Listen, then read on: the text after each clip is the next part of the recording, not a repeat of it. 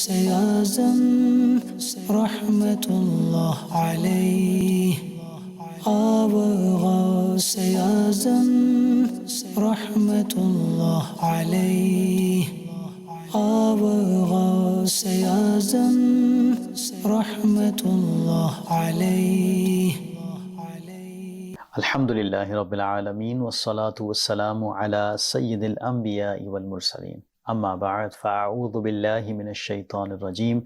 Bismillahir Rahmanir Rahim. Salatu wassalamu alayka ya Rasulallah wa ala alika wa ashabika ya Habiballah. Salatu wassalamu alayka ya Nabiyallah wa ala alika wa ashabika ya Nurallah. My dear viewers of Madani Channel, Alhamdulillahi Azza wa Jal, we are here presenting the program Ghous-e-Azam Rahmatullahi Ta'ala. In this program, we hear about the seerah of Ghous-e-Azam, Shaykh Abdul Qadir Jilani Rahmatullahi Ta'ala. Today, we're going to listen to the sayings of the Wali of Allah Almighty, Sayyidina Shaykh Abdul Qadir Jilani Rahmatullahi Ta'ala. Before we proceed to the saying of Ghous-e-Azam Rahmatullahi Ta'ala, let's listen to the excellence of reading Durood-e-Pak. The Holy Prophet sallallahu ta'ala alayhi wa alihi wasallam said, "The one who recites salat upon me once, Allah Almighty send 10 mercies upon him, and the one who recites 10 salawat upon me, Allah Almighty sends 100 mercies upon him. And the one who recites 100 salawat upon me, Allah subhanahu wa ta'ala writes between both his eyes that he is free from hypocrisy and the hellfire, and will keep him with the martyrs on Judgment Day." Sallu ala al-Habib sallallahu ta'ala ala Muhammad sallallahu ta'ala alayhi wa alihi wa sallam. There's a book of Sayyidina Shaykh Abdul Qadir Jilani rahmatullahi ta'ala alayh, Futuhul Ghaib. In this book, Ghous-e-Azam rahmatullahi ta'ala states, upon every Muslim, 3 things are obligatory in every state. I mean, whether it is the daytime or the night, or winter or summer, or happiness or grief, or busy time or leisure, even till the end of life. In other words, as long as he has a sound mind and is breathing. What are those 3 things? Number 1, Amrun Yamtathilu, meaning the order of Sharia, which we must follow. Second, Nahyun Yajtanibu, meaning the things which are forbidden by Sharia, and he must refrain from them. Number 3, Qadrun Yarda bihi, meaning destiny with which he must remain content. Sayyidina Ghous-e-Azam rahmatullahi ta'ala further states, the lowest condition of a Muslim is that he does not miss any of these 3 things at any time. His heart keeps a firm intention of these 3 things. The person keeps stating these 3 things to himself and keeps his limbs engaged in them at all time. Dear viewers of Madani Channel, just think what brief and tremendous advice it is. Shaykh Abdul Haq Muhaddis Dehelvi rahmatullahi ta'ala states in the explanation, in this brief advice, Sayyidina Ghous-e-Azam rahmatullahi ta'ala has stated the summary of the entire religion. What a beautiful thing Sayyidina Ghous-e-Azam rahmatullahi ta'ala said. Every person who has uttered shahada, whether he is a worldly person or a religious person, must follow these 3 things. Number 1, acting upon the commandments of Allah Almighty. Number 2, refraining from prohibited things. And number 3, remaining content with destiny. Following these 3 things is the lowest status of a Muslim. It means that it is obligatory upon every person who has uttered shahada and has faith to follow these 3 things at all times. One day, while making speech, Ghous-e-Azam rahmatullahi ta'ala said, "O wealthy people, if you want the goodness of the world and the hereafter, sympathize with the poor through your wealth." Then Ghous-e-Azam rahmatullahi ta'ala stated a hadith that the final Prophet sallallahu ta'ala alayhi wa sallam has said, people are dependent on Allah Almighty. More beloved to Allah Almighty is the one who benefits the bondsmen of Allah Almighty more. It means that all human are bondsmen of Allah Almighty and dependent on Him. Allah Almighty has taken everyone's sustenance upon His merciful generosity.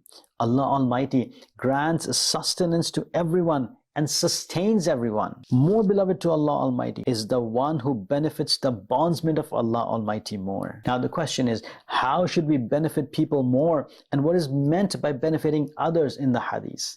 Allama Manawi rahmatullahi ta'ala states in this regard, inviting people to righteousness, calling them to the path of Allah Almighty, teaching religious knowledge, treating others gently, having mercy upon people, showing affection, spending wealth on them, in fact, doing good to others while being within the boundaries of Sharia.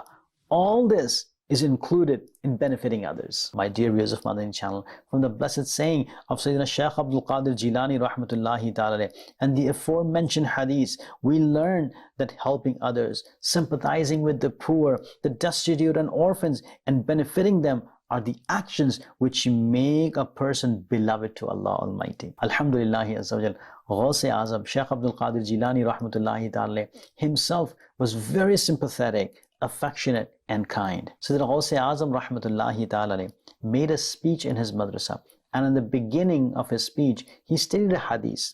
The Holy Prophet sallallahu ta'ala alayhi wa alihi wasallam said, "Man futiha lahu babum min khairin," meaning the one for whom the door of goodness is open, falyantahizhu, meaning he should hurry to enter the door of goodness, فَإِنَّهُ لَا يَدْرِي مَتَى يُغْلَقُ عَلَيْهِ, meaning because he does not know whether this door of goodness will be closed. After relating this hadith, so Ghous-e-Azam rahmatullahi ta'ala said, "O people, hurry up. As long as the door of your life is open, value your breath. Soon this door will be closed. As long as you have strength and courage, value good deeds. As long as the door of repentance is open, value it. The door of supplication is open, value supplication. The door of sitting in the company of pious people is open, value it. O people, compensate for the loss which you have made. Wash away the filth of sins which you have on your garment.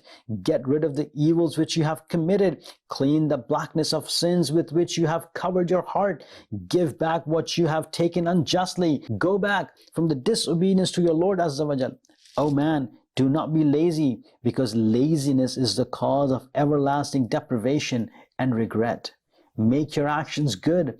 Allah Almighty will reward you in the world and in the hereafter." Sayyidina Ghous-e-Azam, Shaykh Abdul Qadir Jilani rahmatullahi ta'ala further stated, "O people, when you meet your death, you will wake from the dream of heedlessness, but there will be no use waking up at that time.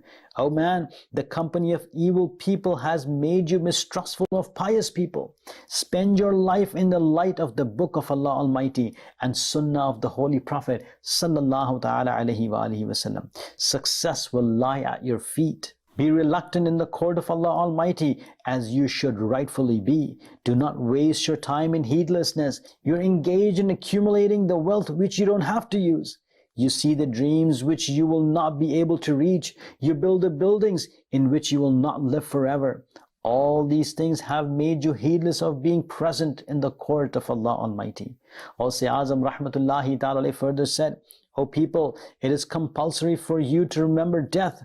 Have patience over suffering and trust in Allah Almighty in every condition. When all these attributes fully develop in you, you will meet your death in the state that because of remembering death, you have become pious. Because of patience, you will get the reward of your choice from the court of Allah Almighty. Hence, your relation with Allah Almighty will strengthen through your trust in Allah Almighty." My dear viewers of Madani Channel, a Muslim should remain content with the will of Allah Almighty. It is He who grants bounties as well as giving ordeals. In other words, what is written by destiny happens, but a person remains content with the will of Lord Azza wa Jal at the time of collecting the bounties, but at the time of an ordeal, he makes complaints. Sayyidina Ghous-e-Azam rahmatullahi ta'ala says about remaining content with the will of the Lord, "O bondsmen of Allah Almighty, if you're destined to get a bounty, you will certainly get it regardless of whether you seek it or dislike it. If you're destined to encounter a suffering or an affliction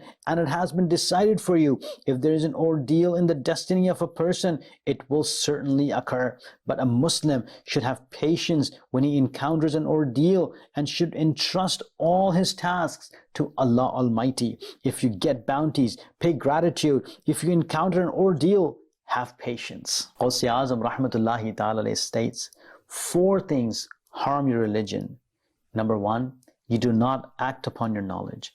Number 2, you do what you do not know. For example, because of ignorance, you consider sins as good deeds and good deeds as sin. Number 3, you do not try to learn what you do not know. Hence, you remain without knowledge. And number 4, you become an obstruction in the path of Islamic knowledge for people. My dear viewers of Madani Channel, what a beautiful saying. We learn a few things from it. Act upon whatever knowledge we attain. The more our knowledge increases, the more our action should increase. Similarly, this blessed saying also contains the motivation that we should learn what we do not know. My dear viewers of Madani Channel, the main thing which is specially highlighted in this saying is to attain knowledge. There are a lot of excellences in attaining Islamic knowledge. As it is mentioned in the hadith that the Holy Prophet ﷺ said, whoever learns 1, 2, 3, 4 or 5 words regarding the faraid of Allah Almighty and memorizes them well and then teaches them to others will enter paradise. Allah Almighty will resurrect his bondsmen on Judgment Day. Then he will separate scholars and say to them, O group of scholars, I know you. Therefore I granted you knowledge, and I did not grant you knowledge to afflict you with punishment. Go, I have forgiven you. My dear viewers of Madani Channel, we learned that attaining Islamic knowledge is the cause of the pleasure of Allah Almighty, the source of forgiveness and salvation, and guarantees admission into paradise. My dear viewers of Madani Channel, what superb, wise, and awakening piece of advice Ghous-e-Azam rahmatullahi ta'ala has given us. May Allah Almighty enable us to act upon these sayings. May Allah Almighty enable us to read the seerah of Ghous-e-Azam rahmatullahi ta'ala and get a lesson from it and spend our life according to it. Ameen bijahin nabiyyin ameen sallallahu ta'ala alayhi wa alihi wa sallam. Sallu ala al-habib sallallahu ta'ala ala Muhammad sallallahu ta'ala alayhi wa alihi wa sallam. Ghous-e-Azam rahmatullah alayhi. Ghous-e-Azam rahmatullah alayhi. Ghous-e-Azam rahmatullah alayhi.